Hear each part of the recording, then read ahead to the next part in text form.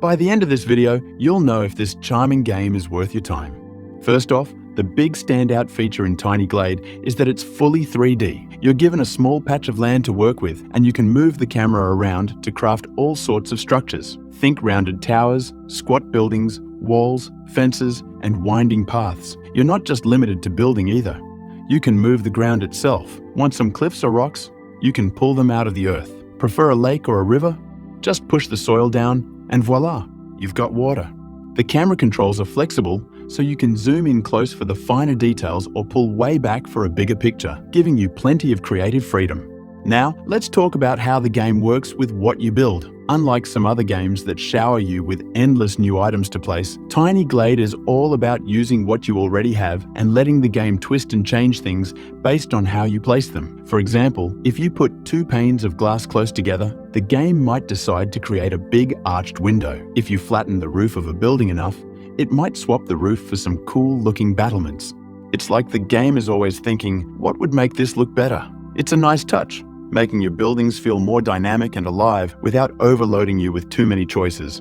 This brings us to one of the most interesting things about Tiny Glade. It feels like the game is playing along with you. Place something, and the game might decide to add a little extra decoration, like a stack of wood against a wall.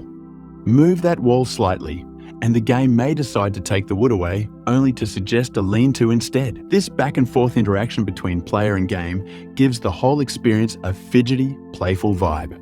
Just dragging a wall across the ground feels like a small moment of wonder as bricks shift, stones crumble, and everything adjusts to what you're building. It's not just about making something static. Everything is constantly evolving as you tweak your designs. Speaking of evolution, the game's seasons add a lot to the atmosphere. You can choose from rosy autumns, golden summers, or even winter, where icy rivers shimmer with a fresh coat of ice. There's even a little playful detail. If you remove the land a sheep is grazing on, it gets a balloon or umbrella to keep it from falling. Little touches like this make the game feel whimsical and fun. On the technical side, the tools are straightforward and easy to use. The icons at the bottom of the screen are clear.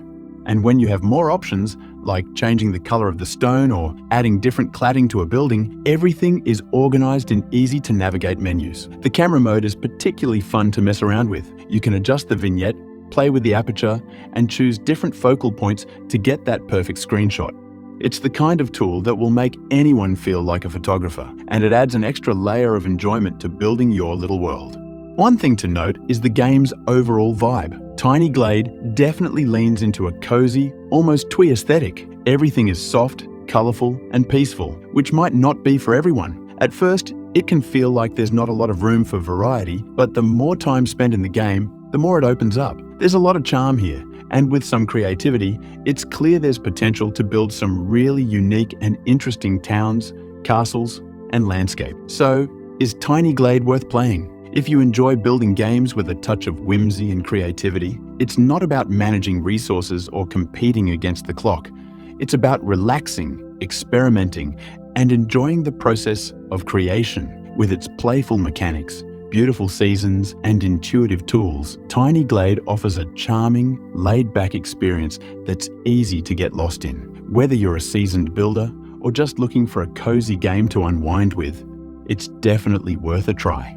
Thanks for watching. Don't forget to like and subscribe if you enjoyed this review, and let us know what you think about Tiny Glade in the comments below. See you next time.